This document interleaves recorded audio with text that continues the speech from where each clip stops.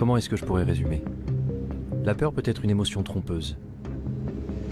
Ce qui de loin peut sembler effrayant ne l'est pas forcément quand on s'en rapproche. Nous avons souvent peur de ce que nous sommes conditionnés à craindre. Les gens derrière les masques, les endroits inconnus et sombres. Fais gaffe, on ne doit voir que moi et le conteneur dans le cadre.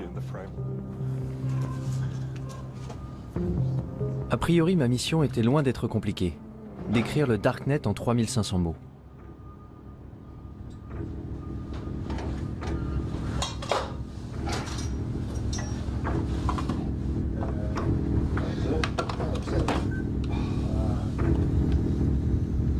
Alors comment je m'étais retrouvé là? Dans un conteneur clandestin à la périphérie de Berlin, avec 2 crypto-anarchistes sans visage me faisant faire le tour de leur lab. Non, tu ne filmes pas mes doigts. Jamais? Compris? Ok. Un des trucs qui m'intéresse en ce moment, c'est de fabriquer un dispositif qui reproduise la norme de communication vocale sécurisée de l'armée américaine, mais qui serait accessible à tous. Comme ça, n'importe qui pourrait se connecter avec ce petit appareil et crypter sa voix en utilisant les lignes téléphoniques traditionnelles. Mais qui cette puce aiderait-elle au final? Des terroristes pour voler à couvert? Ou des révolutionnaires dans les régimes dictatoriaux? Quand j'étais jeune, j'ai lu 1984. Et c'était comme... En un sens, il était visionnaire, mais d'un autre côté, il était très optimiste, parce qu'il ne pouvait pas imaginer les développements technologiques que nous avons connus depuis. Et d'un point de vue technologique, c'est déjà bien pire. Ça donne une société qui vit en état de surveillance permanente. 1984? Je suis né en 1984. Oui, ça c'est moi juste là.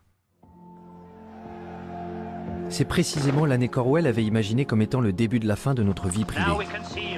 Un monde dans lequel Big Brother nous surveillait en permanence. Mais personne n'y prêtait vraiment attention. Pourtant, c'est cette année-là que les familles heureuses ont pu installer le premier ordinateur Macintosh chez elles. Hello, I am Macintosh. 10 ans plus tard, ma génération serait déjà dépendante aux écrans. We installed the internet on our computer just a short time ago, and I haven't been able to get the kids off it ever since. Petit à petit, nous sommes tous devenus accros. Ça a commencé avec des jeux, des chats, des emails, même des films. Nos goûts se sont développés avec Internet. Mon premier amour, mon deuxième amour, mon troisième. ICQ, puis Facebook, Google, Twitter. Arrivé à l'âge adulte, j'avais passé une bonne partie de mon temps en ligne. Pourtant, je ne m'étais jamais dit qu'il pouvait y avoir une autre facette à explorer. Le fameux Deep Web. À vrai dire, je n'avais pas la moindre idée de la façon de le trouver. Donc j'ai commencé comme tout le monde, par une recherche sur Google.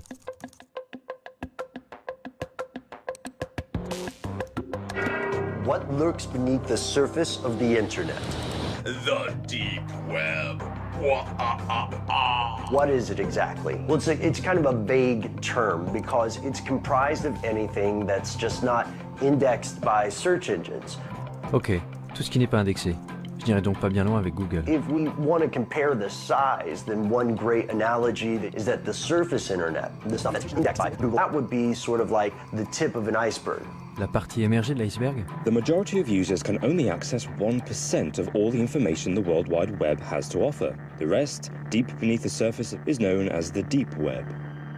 Donc le Deep Web est une sorte de dépôt de données inaccessibles, rempli par les banques, les gouvernements, les entreprises, et contenant en plus une partie invisible? There's the regular internet, and then there's something called the darknet, an underground system of anonymous websites that are untraceable. Qu'est-ce que le Darknet? Pendant longtemps, tous ceux qui voulaient agir en secret, acheter de la drogue ou des objets volés, trouvaient que c'était très difficile à faire dans le monde réel. Parce que dans le monde réel, il faut rencontrer le vendeur et ensuite, il faut le payer d'une façon ou d'une autre.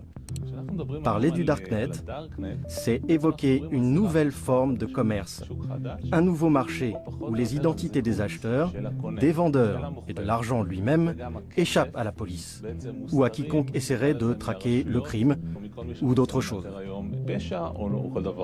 You can find ways to launder money, hire a hitman, get guns, The deep web is used by many to buy fake identities. Websites offer green cards, driver's licenses, and passports. Some use it for more sinister reasons, such as human trafficking or drug exploitation. Ok, tu vois ça? C'est un système d'exploitation conçu pour les hackers. Rien à voir avec Windows ou quoi que ce soit de ce genre. Un système d'exploitation élaboré spécifiquement pour le piratage informatique. Tel Aviv est un hub pour les experts en cybersécurité. Ça n'a donc pas été difficile de trouver Danor Cohen, un pirate informatique white hat, qui agit pour la bonne cause. La première chose que Danor m'a montré, c'est à quel point ceux qui utilisent l'Internet ouvert sont vulnérables et exposés. Tu vois ça? Il y a le mot de passe réseau. Incroyable, non?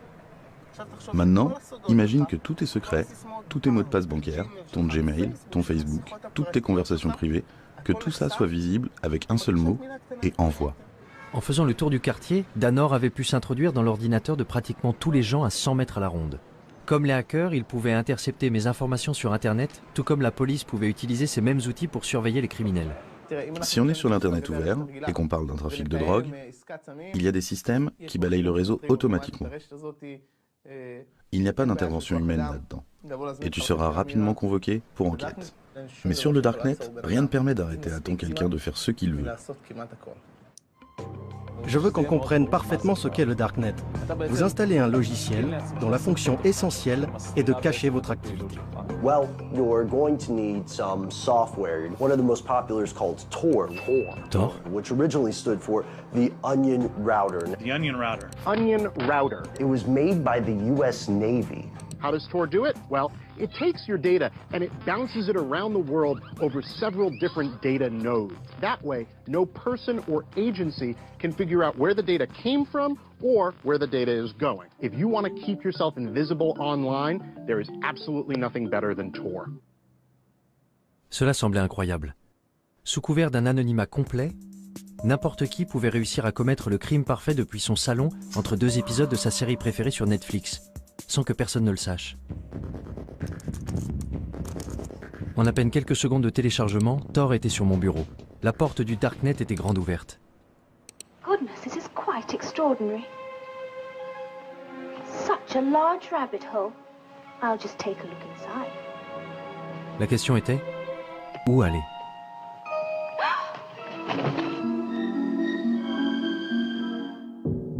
Mon premier arrêt a été le wiki caché.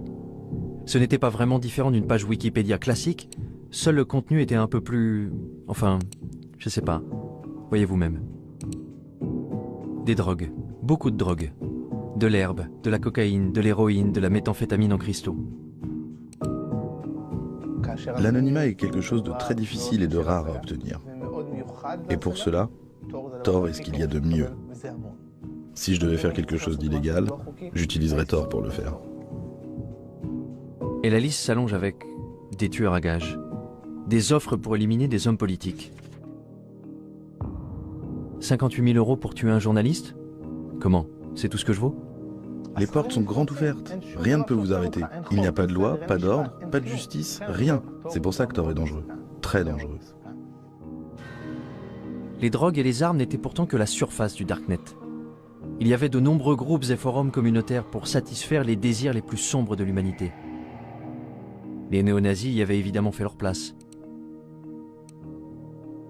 Ensuite, il y avait ceux qui donnaient dans la torture animale, les 10 principales raisons de tuer un gosse, mon Dieu, de la pédophilie. L'endroit le plus bizarre que j'ai trouvé, ça doit être le Cannibal Café, au service de l'humanité. Ah ouais? Vraiment? Je peux vous raconter des réunions avec des officiers de police où ils s'arrachaient les cheveux. On ne sait pas quoi faire avec ce truc. C'est un cauchemar. Un Sodome et Gomorrhe virtuel moderne. Ça ressemblait vraiment à un cauchemar. Si les règles du jeu changeaient, comment faisait la police pour rattraper son retard? Et avait-elle au moins une chance de pouvoir le rattraper? Ça tourne? Je peux commencer? Je suis curieux de savoir comment le Darknet a changé l'apparence du crime. Le visage du crime a changé. Aujourd'hui, on voit que le crime passe de plus en plus du monde physique au monde en ligne. Pourquoi? Tout simplement parce que les gens ont tendance à croire que dans le monde en ligne, ils sont plus anonymes et peuvent commettre des crimes sans se faire prendre.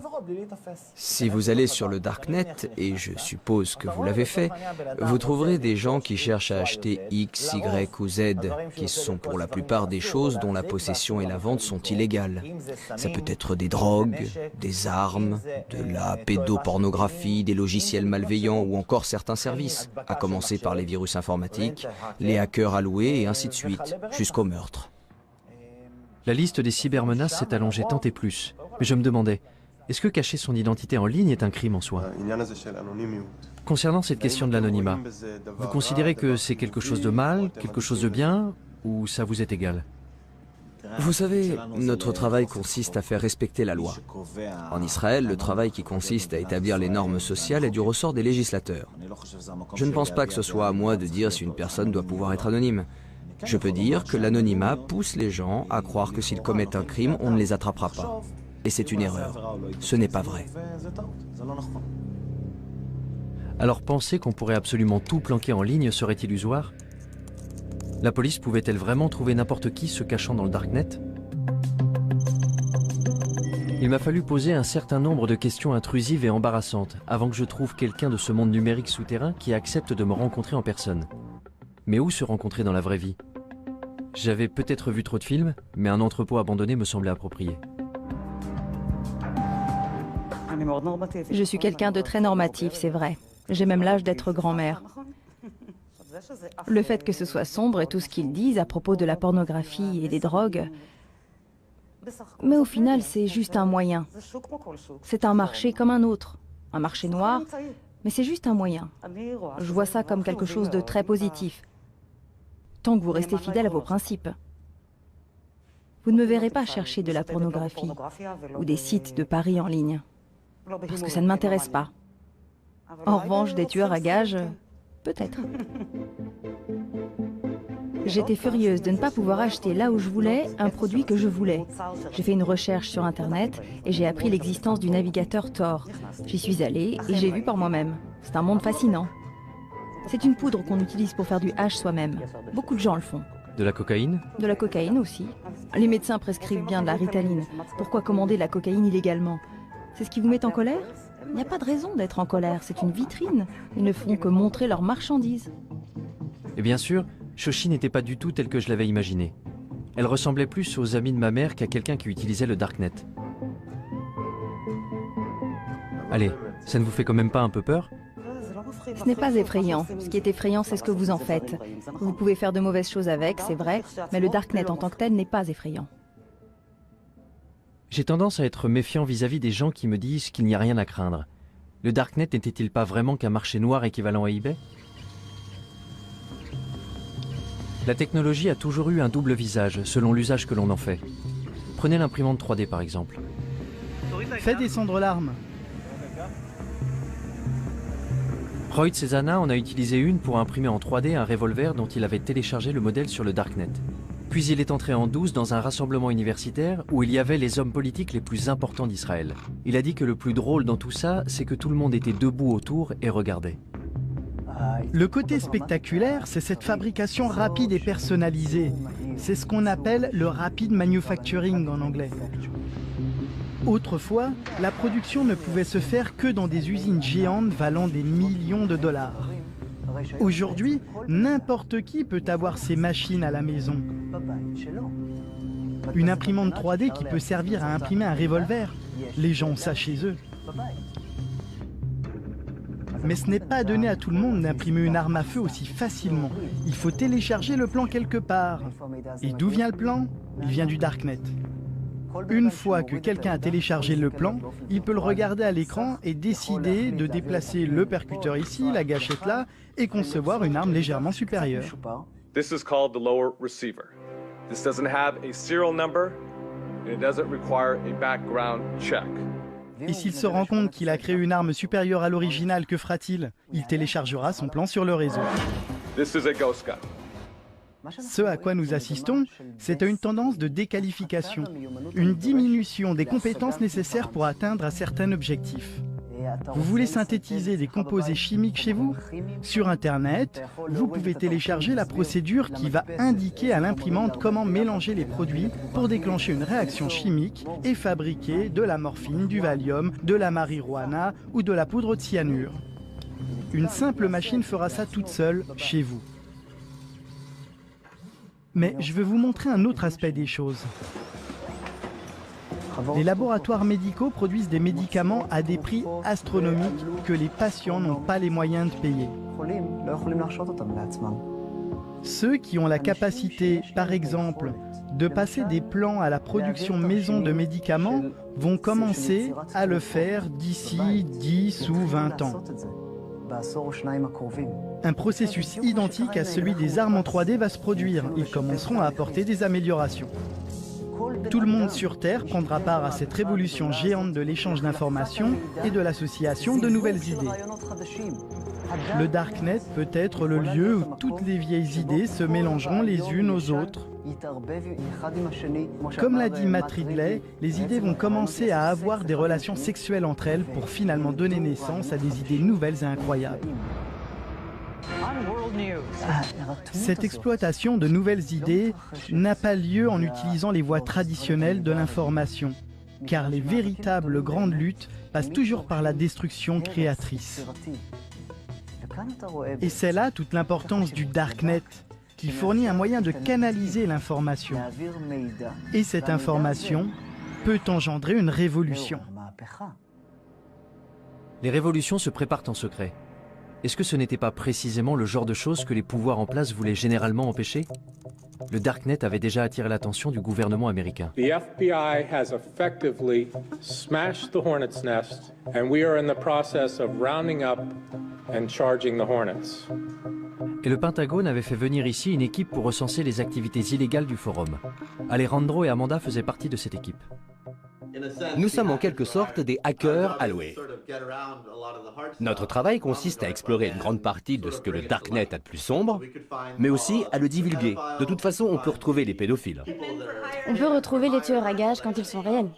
On communique ces informations au projet Tor et on transmet certains de ces éléments à la police. Parce que, soyons très clairs, les créateurs du projet Tor ne veulent évidemment pas favoriser l'exploitation des enfants. Vous croyez que certaines choses méritent de rester cachées, ou bien est-ce que tout doit être divulgué? C'est une grande question. Je veux dire, d'une certaine façon, je pense que l'anonymat est extrêmement important. Je pense qu'il y a certaines choses que... Je veux dire, il y a de vrais méchants ici. Il y a les méchants que tu veux, à cause desquels les utilisateurs ont besoin d'anonymat. Et puis, il y a ceux qui utilisent l'anonymat pour de mauvaises raisons. Je pense vraiment que l'anonymat est important. Je ne suis pas pour la suppression totale de l'anonymat. Mais pourquoi l'anonymat est-il important? Eh bien, à cause de... Du droit à la vie privée. Oui, le principe du droit à la vie privée. Et dans quel but? Pourquoi on en a besoin? L'exemple classique que le projet Tor utilise presque toujours pour illustrer ça, ce sont les régimes oppressifs. Et ce n'est pas un exemple théorique. L'histoire montre qu'à chaque fois qu'il y a un progrès révolutionnaire, ça commence toujours de façon clandestine. Quand j'y pense, je me dis que si, disons dans le cas d'un scénario futuriste et apocalyptique, si mon gouvernement s'en prenait à moi et que je veuille par exemple entrer en rébellion, je voudrais que quelque chose de ce genre existe. C'était vraiment la dernière chose que j'aurais pensé entendre venant d'un employé du gouvernement américain. Entendre que, bien qu'enfouis au fin fond de leur cerveau, il y avait un scénario digne d'Orwell. Le genre d'idée qu'on prête davantage aux anarchistes. Instead of privacy, we have permission. It's about control, isn't it? It's about the incremental eradication of freedom. C'est Julia Touriansky, une propagandiste anti-étatique autoproclamée. Don't police me. Statism is death. Mon Dieu. Join me in my love affair with freedom. Vie privée, contrôle, liberté. This is Anarchast. C'étaient les maîtres mots d'un petit groupe qui militait pour de nouvelles alternatives face à un système défaillant. Les gens ont très facilement peur de la nouveauté. Et ça, ce sont des idées nouvelles. Hacker, anarchiste, darknet, des mots qui sonnent louches. Voici les crypto-anarchistes, la branche d'un petit groupe de technophiles qui s'est constitué au tout début d'Internet, les cypherpunks, où cypher signifie chiffrement. What is a cypherpunk? What do you guys stand for? Cypherpunks are cryptography activists. We believe in personal privacy for everybody. Ce sont les cypherpunks qui ont été à l'origine de la toute première version d'un darknet, ce qu'ils avaient appelé le blacknet. Americans are not prepared to face the fact that they're living in an electronic police state. Si quelqu'un pouvait compléter mes informations sur le darknet, c'était forcément eux. Tous étaient rassemblés à l'Institut de crypto-anarchie dans le centre de Prague.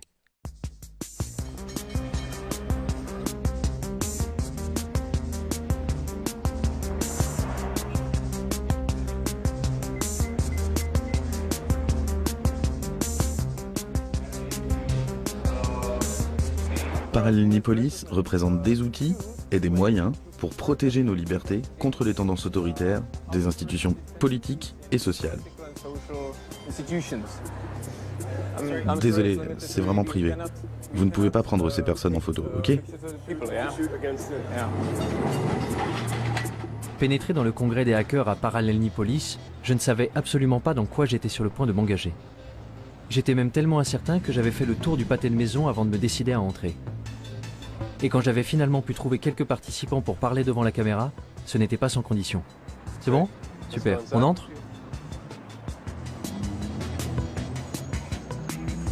Bon, quand vous serez prêt, vous pourrez vous asseoir. Pourquoi ce masque? Pourquoi ce déguisement? Eh bien, je pense qu'aujourd'hui, il est très important de protéger sa vie privée. Et vous savez, il y a beaucoup de reconnaissance faciale dehors. On vit à une époque où les algorithmes informatiques automatiques recherchent les visages dans tous les médias. Et je ne veux vraiment pas que mon visage me suive partout où je suis. Si tu veux me rencontrer, si tu veux me voir, viens me voir en personne. Les médias, c'est pas mon truc. Alors comment est-ce que tu parles de toi? Quelle est ton identité? Eh bien, dans le contexte d'aujourd'hui, appelle-moi Smuggler. Et ta mère, comment t'appelle-t-elle? Ça, je ne te le dirai pas. Demande à ma mère. Fondamentalement, la raison pour laquelle nous voulons le respect de la vie privée, c'est parce que cela permet une action humaine libre, conforme à notre propre volonté. L'homme se développe quand il utilise son propre esprit et fait ses propres choix, bons ou mauvais, et qu'il en assume les conséquences. Voilà comment on grandit. Tu dois être capable de te planter sans te faire démolir. Mais quand quelqu'un te surveille, quand tu dois avoir peur, si tu dois baisser la voix pour parler de certaines choses, tu empêches le développement de l'homme, l'évolution de l'homme. Je pense que de nos jours, il y a une forme de totalitarisme beaucoup plus subtile. Dehors, tu as toutes ces libertés.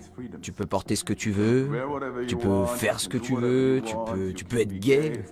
Tout va bien, parce que tu sais, nous sommes des gens libres. Dans les systèmes totalitaires précédents, le fait de ne pas être libre était beaucoup plus clair pour les gens. Maintenant, c'est genre, tu es ce consommateur heureux qui peut regarder tous les films sur Netflix, mais dès que tu essaies vraiment de pousser un petit peu pour changer le système, tu te fais attaquer. Et tout le monde te dit « Ouais, c'est quoi ton problème? Like-moi sur Facebook, c'est tout. » Quand on est assis face à l'ordinateur chez nous, on est dans un environnement qu'on associe a priori à la vie privée. Mais ce qu'on fait en réalité, c'est qu'on crie des choses sur tous les toits. Et en ne nous protégeant pas, on a tout simplement ouvert notre espace privé au monde entier. Et moi je dis, attention, ce que vous faites là, vous ne le feriez pas si vous compreniez vraiment ce que ça implique. Parce que vous ne faites ça pour rien d'autre dans votre vie. Je n'ai jamais été particulièrement soucieux de la vie privée. Quand j'ouvre une appli sur mon téléphone, je ne me demande pas vraiment où ces données vont finir. Facebook, Google, ce sont des systèmes de surveillance. À chaque fois que tu utilises un produit qui est gratuit, il faut bien que l'entreprise paie ses salariés. Ce qui signifie que tu n'es pas vraiment le client puisque tu ne payes rien. Ça veut donc dire que le produit, c'est toi. Je ne vais pas arrêter d'utiliser Facebook. Je ne vais pas arrêter d'utiliser Google. Pas tant qu'ils ne se mettent pas à pourchasser les gens et à les tuer. L'idée que les gens de ma génération arrêtent soudain d'utiliser un média social semblait un peu folle. Et grosso modo, mes amis étaient de mon avis.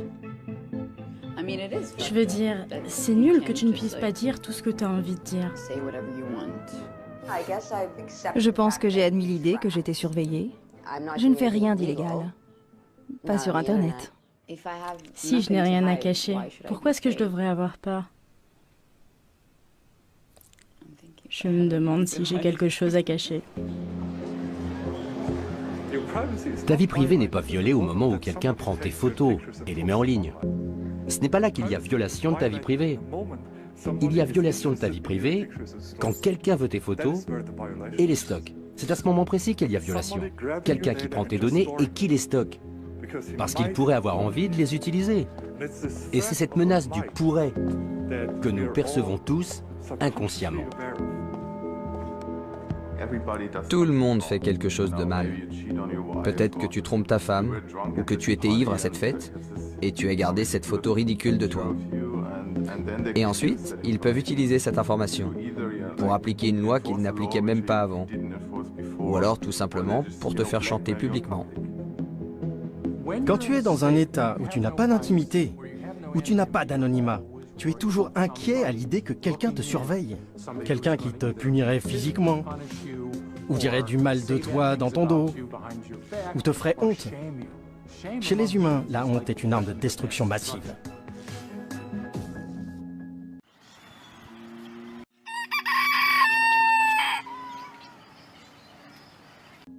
Alors que devons-nous faire pour préserver notre liberté? Porter des masques? Pendant tout ce défilé de mode imprimé en 3D, je n'arrêtais pas de penser à quel point il était paradoxal de croire qu'on ne pouvait être libre qu'en se cachant.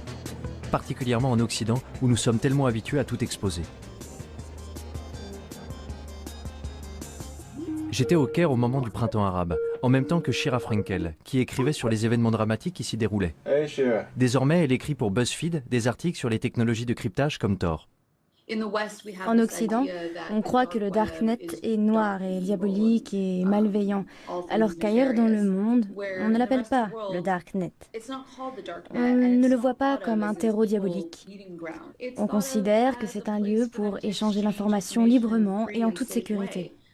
J'ai rencontré des militants LGBT dans certains pays d'Afrique et du Moyen-Orient qui considèrent que c'est un des seuls refuges qui leur reste. Et quand je leur dis qu'aux États-Unis nous l'appelons le Darknet, que c'est comme ça que nos hommes politiques l'appellent, ils rient et ils trouvent que c'est absurde. Ils disent « Mais c'est là où nous sommes en sécurité, c'est là que nous pouvons parler, c'est là que je peux être moi-même en sécurité. » Il y a donc de grandes parties du monde où le simple fait d'être connecté suffit à vous faire arrêter. Alors pour ces gens qui savent qu'ils ne sont pas en sécurité en ligne, qu'ils ne sont pas en sécurité, ne serait-ce que pour envoyer des emails ou faire partie de groupes Facebook, les technologies cryptées peuvent effectivement être une bouée de sauvetage. Je pouvais comprendre cette nécessité du Darknet pour ceux qui vivent sous un régime dictatorial. Mais la liberté est un des fondements des sociétés démocratiques, non? Aujourd'hui, nous sommes à la croisée des chemins entre deux systèmes gouvernementaux en compétition. D'un côté, celui dans lequel Big Brother contrôle la vie de ses citoyens, et de l'autre côté, la domination des masses. Le gouvernement tente de se sécuriser et de sécuriser ses citoyens. Pour cela, il doit arrêter la menace que représentent les loups solitaires, les terroristes. Ceux qui voudraient faire tomber le gouvernement par la force. Et parfois aussi, ceux qui veulent le faire tomber sans faire usage de la force. Le peuple exige la justice sociale. La question qui se pose est, comment le gouvernement peut-il empêcher l'action des terroristes et des criminels sans nuire à la liberté d'expression? Et il n'y a toujours pas de réponse satisfaisante à cette question. Que feriez-vous si votre devoir était de protéger votre population et que vous voyez une énorme menace? Vous deviendriez hystérique et vous commenceriez à surveiller absolument tout le monde. Parce qu'un seul terroriste qui vous glisserait entre les doigts représenterait un tel danger que vous ne pourriez tout simplement pas prendre le risque de commettre une seule erreur. S'il suffisait d'un terroriste pour nous rendre hystériques, alors 19 d'entre eux répartis dans 4 avions avaient suffi à mettre le feu au monde entier. Dans les mois qui avaient suivi le 11 septembre, le Congrès américain avait adopté le Patriot Act et la NSA avait mis en place les programmes de surveillance massive qu'elle souhaitait faire adopter depuis des années. I take the threat of terrorism seriously, and I think we all do. Il allait falloir plus d'une décennie avant que Snowden révèle que la NSA ne s'était pas contentée de surveiller les terroristes. Elle avait également espionné des millions d'Américains innocents. I think it's really disingenuous for the government to justify programs that have never been shown to keep us safe, but cost us liberties and freedoms that we don't need to give up. Quand je suis revenue aux États-Unis et que je parlais aux gens des fichiers Snowden, beaucoup d'entre eux haussaient plus ou moins les épaules en disant « Et alors, qu'est-ce que tu crois? Bien sûr que le gouvernement fait ça, bien sûr que le gouvernement nous surveille de telle et telle façon. » Et là, j'ai trouvé que c'était intéressant. Que d'un côté, il y ait ces fichiers, ces documents qui allaient révéler d'une manière sans précédent la façon dont le gouvernement nous espionnait, et qu'en même temps, il y ait des Américains qui haussent les épaules en disant simplement « Et alors ?» Ils disent qu'ils veulent l'information parce que c'est pour notre bien. Eh bien, ça pose un problème. D'abord, parce qu'ils recueillent et récupèrent absolument tout ce qu'ils peuvent, uniquement parce qu'ils en ont le pouvoir, et aussi parce que, pour être honnête, si vous êtes au gouvernement, si vous faites ce genre de travail, il y a de grandes chances pour que vous ayez une sorte de tendance obsessionnelle au contrôle, psychologiquement parlant. Ils aiment contrôler. Ils ne veulent rien laisser au hasard. Quelque chose de grave pourrait arriver si ceci, si nous ne contrôlons pas cela. Sauf que quelque chose de grave peut toujours arriver. Mais si on va par là, c'est sans fin. On peut voir dans les notes internes de la NSA que le gouvernement des États-Unis et la NSA avaient commencé à faire circuler des documents dans lesquels ils enseignaient à leurs agents les failles non pas des terroristes, mais de prédicateurs musulmans. Lorsque le gouvernement commence à lister les failles de prédicateurs musulmans, on désigne un et dit « lui, il regarde des pornos en ligne ». Tout à coup, le gouvernement a le pouvoir, juste comme ça, de détruire la réputation et la crédibilité de toute personne dont il n'approuve pas le message. I have a dream that one day this nation will rise up. Peut-être, je dis bien peut-être, que même pour les plus grands prédicateurs, comme Martin Luther King, qui entre parenthèses trompait sa femme à gauche et à droite et fumait de l'herbe, ce qu'il essayait de cacher, peut-être que ce serait pareil, et que s'il était vivant aujourd'hui et s'apprêtait à fonder le même mouvement pour donner des droits aux Noirs en Amérique, le gouvernement pourrait l'en empêcher très facilement. Et s'il est possible de faire ça à n'importe qui, jusqu'où cela peut-il conduire l'État?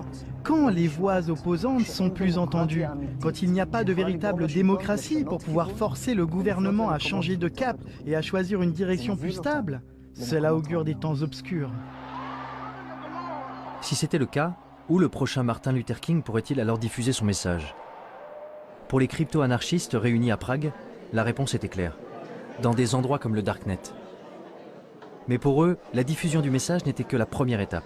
L'étape suivante consistait à construire des systèmes pour remplacer entièrement ceux du gouvernement. Les crypto-anarchistes sont des anarchistes qui croient en l'utilisation de la cryptographie pour créer une zone libre, une terra nova, un territoire libre entouré de murs de cryptographie. Grâce à la cryptographie, ils peuvent discuter, utiliser des monnaies cryptographiques et créer, dans une très large mesure, un monde séparé dans lequel ils peuvent évoluer. Mais comment ce monde séparé pourrait-il bien fonctionner si nous sommes complètement dépendants de l'État? Ce que l'État crée, c'est un amas de bureaucratie, des tâches dénuées de sens que l'on doit faire chaque jour, comme aller au bureau et subir toutes ces taxations. Mais l'État répond également à des nécessités premières, comme la sûreté, la sécurité, les routes et tout le reste.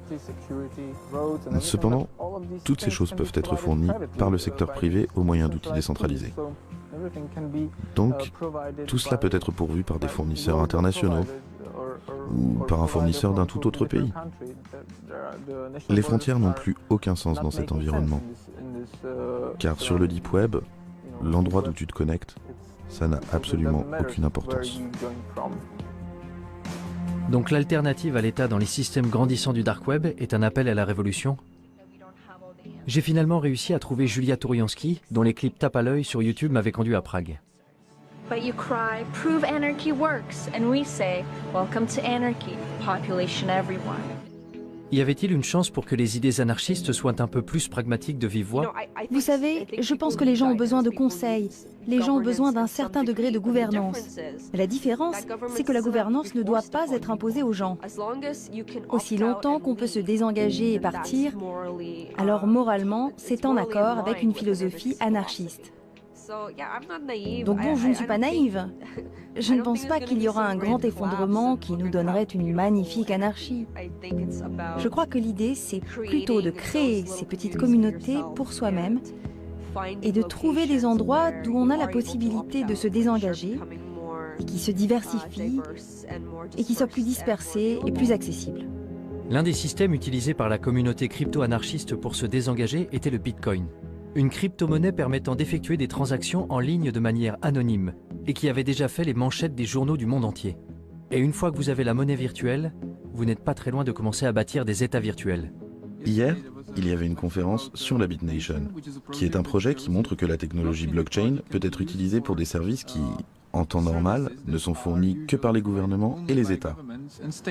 BitNation is creating a new world where thousands or millions of nations actually compete for customers by offering better services. It's a world where everyone can choose.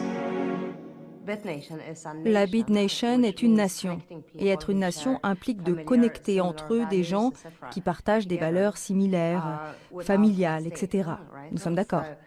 Donc je dirais que la BitNation est un État apatride. Si vous dissociez la gouvernance du territoire, vous n'avez pas à craindre pour vos propres principes de gouvernance. En parallèle de l'État apatride, il y aurait des crypto-marchés en ligne pour les produits de tous les jours. En gros, la version familiale et conviviale de ce que j'avais déjà vu sur le Darknet. Il y aura des crypto-marchés décentralisés, anonymes, qui seront techniquement impossibles à fermer par le gouvernement. Le système financier et social va s'effondrer. Aucune approche rationnelle ne peut dire comment le système social va pouvoir survivre, surtout quand il y a tellement de personnes âgées et seulement un petit nombre de gens jeunes et productifs. Je pense donc que le système social du gouvernement va s'effondrer. Et donc passer à quelque chose de totalement nouveau peut être une bonne chose. Le gouvernement qui s'effondre, des systèmes parallèles pour le remplacer. Les crypto-anarchistes étaient dans la droite ligne des cypherpunks et de ce qu'ils avaient écrit en 1988. Regarde ce que les cypherpunks écrivaient avant que la technologie d'aujourd'hui existe. Je veux dire, ils peuvent être fiers d'eux. Vous avez raison. Lire leurs écrits revenait un peu à lire une prophétie de science-fiction. À l'ère électronique, la vie privée est nécessaire pour une société ouverte. Tout ce qu'ils avaient prédit il y a plus de 30 ans était effectivement en train de se réaliser aujourd'hui. Bitcoin, construire des systèmes anonymes avec de l'argent électronique. Wikileaks, la crypto-anarchie permettra de mettre en libre circulation les secrets nationaux. Darknet, des systèmes qui permettent de faire des transactions anonymes. Crypto-marché, un marché informatique anonyme permettant d'échanger des biens illicites et volés. Ils avaient même prédit la façon dont les gouvernements répondraient à ces développements. L'État essaierait de ralentir la propagation de ces technologies au nom de la sécurité nationale. Chaque fois que quelqu'un fait quelque chose qui protège la vie privée, il ne se passe pas longtemps avant que le gouvernement et les médias officiels brandissent un de leurs arguments à la carte. C'est mauvais parce que terroriste, ou c'est mauvais parce que drogue. Ce sont effectivement de mauvaises choses. Oui, c'est mal d'être un terroriste, mais là, ce que le gouvernement fait, ou ce que les adversaires de la vie privée font en réalité, c'est qu'ils jouent avec notre corde sensible. Ok, voyons. Wikileaks, gouvernement des États-Unis. The United States strongly condemns the illegal disclosure of classified information. It threatens our national security. If this becomes a standard currency, it could radically and dramatically transform the role of central banks. A few years ago, we learned of an underground website called Silk Road. Our push for increased funding aimed at fighting cyber drug dealers. Silk Road a été associé au Darknet, jusqu'à ce que le gouvernement américain le ferme. C'était le marché le plus important du genre, avec des mouvements atteignant 1,2 milliard de dollars en produits, essentiellement de la drogue. The biggest criminal trial in the history of the internet is over this morning. The mastermind of the Silk Road website was sentenced to life in prison without parole. Pour presque tous ceux que j'ai rencontrés à Prague, Ross Ulbricht n'avait rien d'un baron de la drogue. Il avait plutôt été la victime la plus visible des efforts du gouvernement pour éliminer les cryptomarchés du Darknet en faisant de lui un exemple. Si on prend l'histoire des cypherpunks, de la crypto-anarchie, c'est en fait l'un des premiers exemples dans le monde réel d'une contre-économie opérationnelle. Et ça a été un énorme succès. Vous aviez le marché Darknet, vous aviez une certaine forme d'anonymisation, vous aviez une certaine forme de monnaie numérique anonyme, et c'est devenu très important, très vite. Et c'est essentiellement à cela que tient le pouvoir explosif de quelque chose comme Silk Road. Et je pense que c'est la raison pour laquelle l'État a réalisé que c'était vraiment menaçant. Silk Road menaçait le statu quo. Il menaçait le pouvoir de l'État. Maintenant, imagine que ça existe pas seulement pour les drogues, mais que ça existe pour la nourriture, que ça existe pour l'énergie. Si tous les biens de la planète étaient disponibles sur le marché noir à des prix raisonnables, l'État perdrait la plupart de ses revenus, la majeure partie de sa capacité à réguler, la majeure partie de sa capacité à favoriser certaines entreprises. Alors, que se passerait-il ensuite? L'État perdrait son pouvoir. Si j'avais le choix, je voudrais que les gouvernements disparaissent. Si j'avais le bouton rouge qui dit tous les gouvernements, tous les États, tous les organismes obligatoires disparaissent immédiatement, j'appuierais tout de suite sur ce bouton. Plus d'État, plus d'administration centrale ou de banque. Que se passerait-il si on appuyait sur le bouton rouge? Un chaos absolu? Ou un nouveau départ? Je quittais Prague avec l'impression de revenir du futur. Mais un réveil brutal m'attendait dans le présent.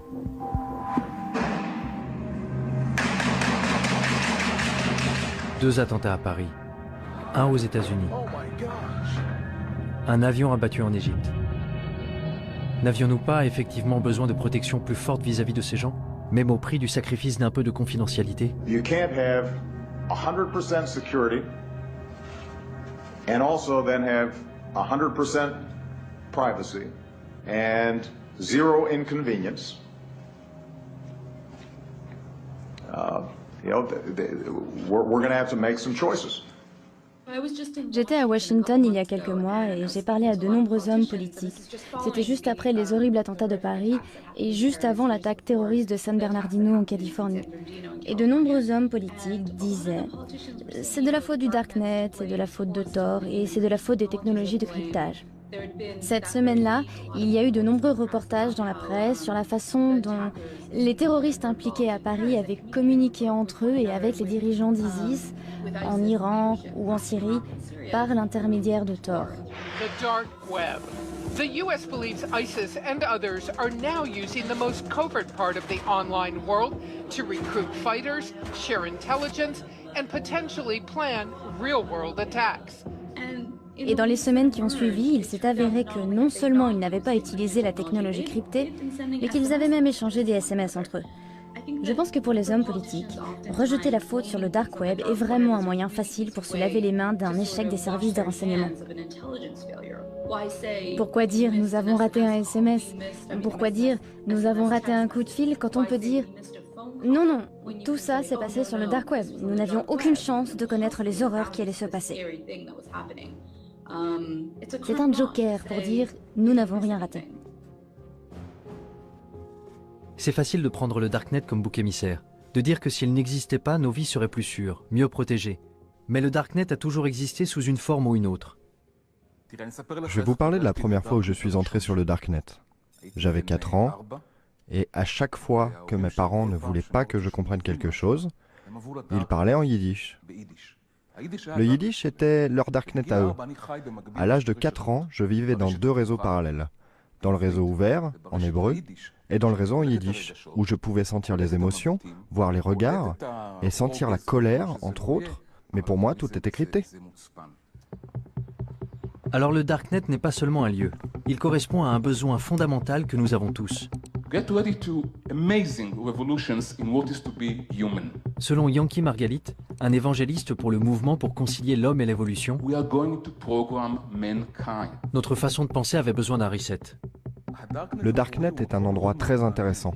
Les gens qui maintiennent le Darknet, ceux qui le construisent, Les idéalistes qui en assurent le fonctionnement sont le genre de personnes qui croient très fortement au droit à la vie privée et à la capacité de le sauvegarder. Tout ce que je sais, c'est que notre combat pour une vie privée telle que nous l'avons connue est pathétique. C'est pathétique, parce que c'est un combat que nous avons perdu depuis bien longtemps. Nous devons complètement le redéfinir. Quand vous prenez ce qui s'est passé au cours de ces quelques dernières années et que vous vous tournez un peu vers l'avenir, vous vous rendez compte que l'espèce humaine est en train de changer. Nous subissons des changements très accélérés. Nous connectons la technologie à la biologie, nous relions la biologie à l'électronique, et je pense que nous créons une nouvelle espèce humaine. Nous créons une espèce humaine améliorée et plus connectée. Ce que nous faisons aussi, c'est que nous prenons des individus et que nous les connectons à quelque chose de plus grand qu'eux. Cela me rappelle le processus par lequel des cellules individuelles ont créé l'homme. Pensez aux cellules qui vous ont créé, aux milliards de cellules qui vous ont créé. Ces cellules ont perdu leur individualité, elles ont perdu leur vie privée. Mais en fin de compte, elles ont créé un être humain. Mon sentiment aujourd'hui, c'est que nous sommes en train de prendre toute l'humanité, exactement comme ces cellules, et nous créons quelque chose de mieux. Lorsque vous construisez quelque chose de cet ordre, quelque chose de plus grand que la somme de ses parties, la question de la vie privée est très intéressante. Parce que savez-vous quelles sont les cellules les plus intimes du corps humain? Les cellules cancéreuses. Ce serait donc ça? La vie privée ne serait pas vraiment morte? Elle présenterait des cellules cancéreuses? Peut-être? Avec le nombre de fous qui se baladent, l'ordre mondial semble trop fragile pour faire confiance à la vision des cypherpunks et des crypto-anarchistes. Particulièrement à ceux qui ne veulent pas montrer leur visage, non? Je m'apprêtais à terminer mon article, mais juste à ce moment-là, Smuggler sortit de l'ombre. Dans un chat IRC privé, il fit un sacré pas en avant pour un extrémiste de la vie privée. Il me dit que je devrais aller le voir.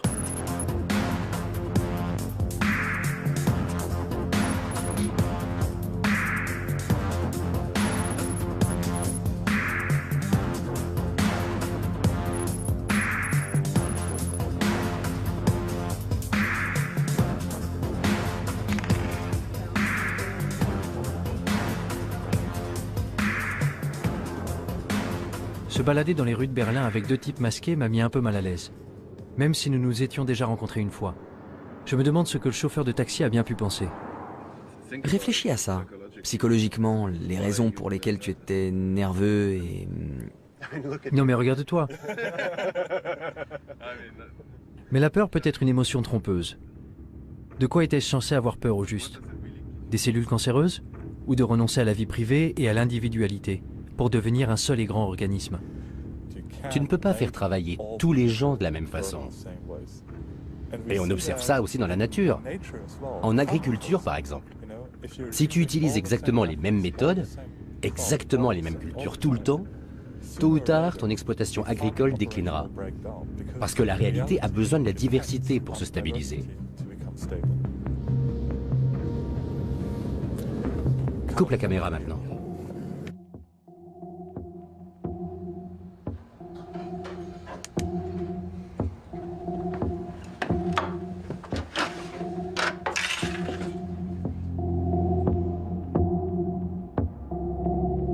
La vie privée est aux idées ce que l'évolution est à la biologie. Tu sais, pour qu'un écosystème soit sain, il faut des niches locales et il faut une transformation. Il faut aussi différents types d'organismes qui mutent, qui évoluent. Un certain nombre d'entre eux vont mourir, d'autres vont prospérer et globalement, c'est une structure très résistante. C'est la même chose pour une société en bonne santé. Il faut de nombreuses idées différentes et les bonnes vont effectivement survivre. Et si tu penses à ce futur, où toute l'humanité ne serait qu'un seul organisme allant dans une seule direction, il suffit d'un seul bug pour tuer le tout. Et c'est terminé. Game over. Et ce sera pire que nos pires craintes de guerre nucléaire. Je veux dire, rappelle-toi ce que nous avions avec le Troisième Reich en Allemagne. Imagine maintenant le Troisième Reich à l'échelle mondiale et aucun autre pays pour l'arrêter. Quel bordel! Malgré tous nos progrès, malgré tous les avantages de notre monde interconnecté, l'histoire serait tout de même condamnée à se répéter? Nous abordons un futur que nos parents ne pouvaient pas imaginer. Savoir ce qui en ressortira, c'est de la science-fiction. Mais moi, je ne veux pas vivre dans un futur où tout est contrôlé. Chaque bit de technologie, chaque bit d'information, comment il faut construire les choses, ce qu'il faut penser. C'est si énorme que George Orwell doit se retourner dans sa tombe. Parce que je ne crois pas qu'un tel futur sera vraiment durable. Alors à quel moment votre travail sera-t-il achevé? Jamais. Non, jamais. Je veux dire, certaines personnes travaillent pour la surveillance, et nous travaillons pour renforcer l'anonymat. On n'y arrivera jamais, mais c'est un idéal à viser.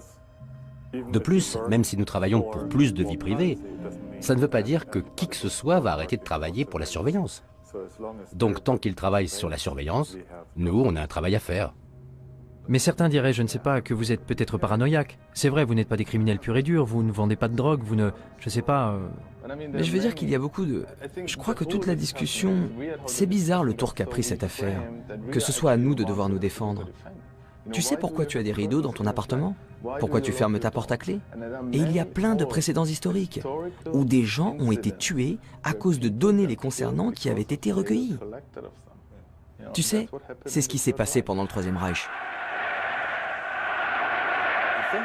Ce qui s'est passé dans les années avant même que le Troisième Reich existe, c'est que beaucoup d'États-nations exigeaient l'enregistrement des citoyens.